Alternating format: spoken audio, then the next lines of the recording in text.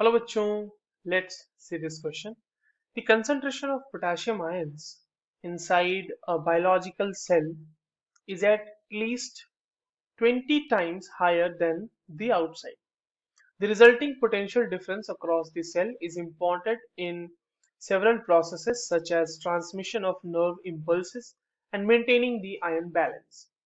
A simple model of such a concentration cell involving a metal M is M solid M plus aqueous जिसका concentration आपको given है M plus उसका concentration given है और M ये concentration cell का एक सिंपल मॉडल दिया हुआ है आपके सामने।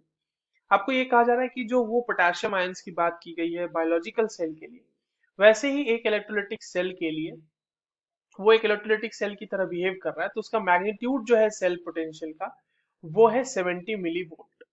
For the above cell, options are E cell is less than 0, delta G greater than 0, E cell uh, greater than 0, delta G less than 0, E cell less than 0, delta G not greater than 0, and E cell greater than 0, delta G not less than 0। ये हमें बताना है। तो चलिए इस question को solve करते हैं बच्चों। और सबसे पहले ये देखते हैं कि इस क्वेश्चन को सॉल्व करने के लिए हमारे पास कौन से की कॉन्सेप्ट की जानकारी होनी चाहिए। देखो ये जो सवाल हमसे पूछा गया है ये नर्स्ट इक्वेशन पे बेस्ड सवाल है। ठीक है, नर्स्ट इक्वेशन के ऊपर बेस्ड ये सवाल है हमारा और उसी की मदद से हमें इस क्वेश्चन को सॉल्व करना है। अब देखिए आपके पास जो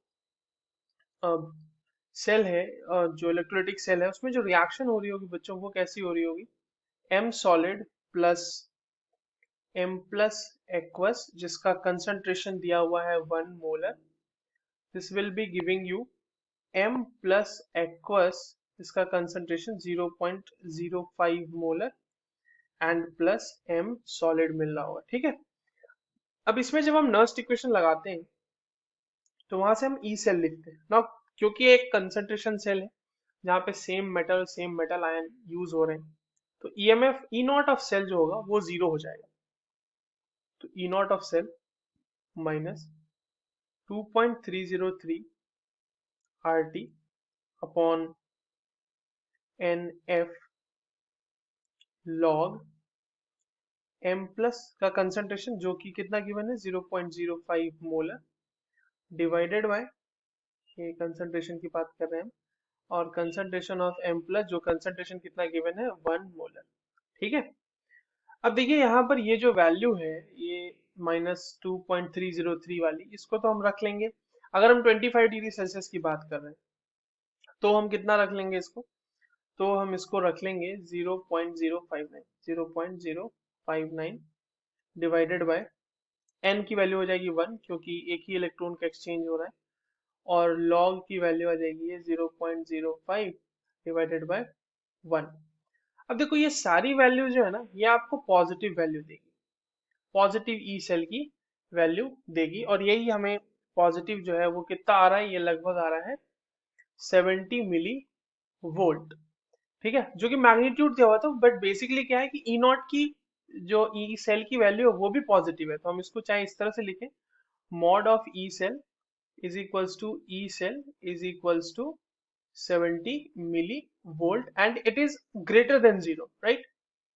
अब देखो डेल्टा जी और ई सेल में जो रिलेशन होता है वो क्या होता है। अब देखिए फिजिबिलिटी, क्योंकि एक बायोलॉजिकल प्रोसेस है तो स्पॉन्टेनियस प्रोसेस होगा, स्पॉन्टेनियस प्रोसेस होगा, है ना। तो वैसे केस में बच्चों जो डेल्टा जी है, डेल्टा जी होगा वो होगा नेगेटिव, और ये अगर हम रिलेशन से भी देखना चाहें तो delta G is equal to होता है -NF E सेल। तो और क्योंकि ई सेल जो है हमारा वो हमारा पॉजिटिव आ रहा है तो ये पूरी ओवरऑल वैल्यू जो है वो नेगेटिव आएगी। अब देखो ई नॉट सेल जीरो है तो डेल्टा जी नॉट भी जीरो होगा, standard enthalpy change for formation that will be zero, right. तो यहाँ पर ये हो जाएगा ये चीज। तो अब देख लेते हैं कौन सा ऑप्शन सही है। ई सेल हमारा पॉजिटिव है तो ए ऑप्शन तो नहीं हो सकता, ना ही सी ऑप्शन हो सकता है। बी और डी में देखते हैं तो डी में कह रहा है कि delta G naught is less than zero, नहीं ये भी पॉसिबल नहीं है, so the correct answer will be option B. I hope you understood this well, all the very best.